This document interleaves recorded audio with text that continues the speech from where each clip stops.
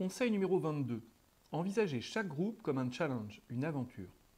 Le groupe sera ici désigné comme un ensemble d'individus ayant un but commun et s'influençant réciproquement. Les effets des groupes sur l'apprentissage, notamment avec les conflits socio-cognitifs et l'influence sociale, ont été remarqués depuis longtemps. Mais c'est certainement au courant des relations humaines et aux idées d'hommes comme Kurt Lewin que l'on doit la forme actuelle des formations pour adultes organisées en petits groupes se réunissant autour d'un thème précis sous la férule d'un animateur. Un formateur doit investir dans la maîtrise des phénomènes de groupe. Des bibliothèques entières sont consacrées à ce sujet. Mais trop souvent, la question du groupe se pose dans une équation séparant l'individu et le groupe, comme s'il s'agissait de deux entités déliées. En fait, il n'en est rien. Or, il suffit parfois de séparer un élément de son ensemble pour que la photo perde tout son sens. L'individu et le groupe s'engendrent et se portent mutuellement, car le groupe, ou plus largement la société humaine, fait partie de l'écologie d'un individu. L'individu appartient au groupe, le rejette, s'y compare, s'en démarque, agit pour lui plaire ou pour se prouver des choses par rapport à lui-même. L'homme est un animal social. Du premier cri au dernier jour de sa vie, il côtoiera d'autres personnes.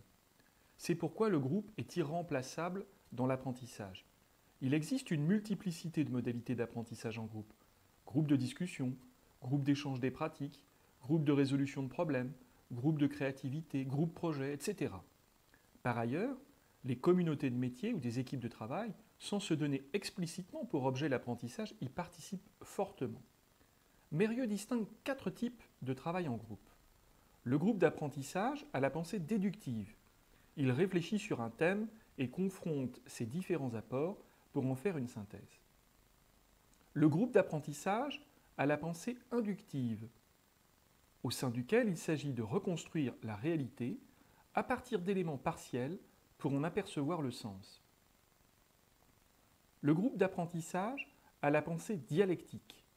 Chaque groupe décline sur un même thème un point de vue différent. Et enfin, le groupe d'apprentissage a la pensée créatrice, au sein duquel les participants inventent, imaginent, explorent de nouvelles combinaisons à partir de 2 ou 3 contraintes. Le groupe est une matrice constituée d'individualités, de différences, de configurations changeantes, de dynamiques. Les groupes sont des composés d'énergie, d'émotions, d'intelligence, de sentiments. Ils développent des propriétés singulières que l'on peut appeler un capital propre au groupe. Les liens et les interactions entre les membres du groupe distribuent ce capital, le font grandir, le partagent au profit de tous ou non. Le groupe est une forme mouvante, possédant autant de nous qu'il existe de configurations relationnelles. Cela tient aux influences mutuelles, au leadership formel et informel qui s'exercent selon les différentes étapes de la maturité du groupe. Collection d'individus, groupe, équipe, intelligence collective. Ces leaderships produisent des effets sur ce capital d'émotions, de sentiments et d'intelligence.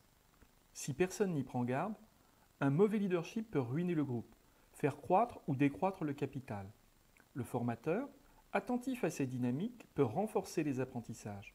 Pour cela, il peut procéder par régulation, feedback, mise à plat de ce qui se produit au fur et à mesure dans la vie du groupe. Il peut aussi réaliser des propositions, des challenges, des exposés, des stimulations. Il peut encore produire de l'organisation, de la production, répartition des temps de parole. Enfin, la libération de l'expression, empowerment et encouragement des participants sont vivement attendus. Le meilleur apprentissage que puisse faire un formateur de la dynamique des groupes est d'en expérimenter un maximum de facettes, de rôles, de configurations. En s'intégrant et se formant dans une variété de groupes, il en apprendra ainsi les arcanes et sera mieux à même de repérer les modalités qui lui font le plus écho et avec lesquelles il est le plus familier. En se formant lui-même, il aura ainsi l'occasion d'appréhender les phénomènes qui traversent les groupes. Il sera alors en mesure de passer contrat avec les groupes sur la réalisation d'activités pédagogiques.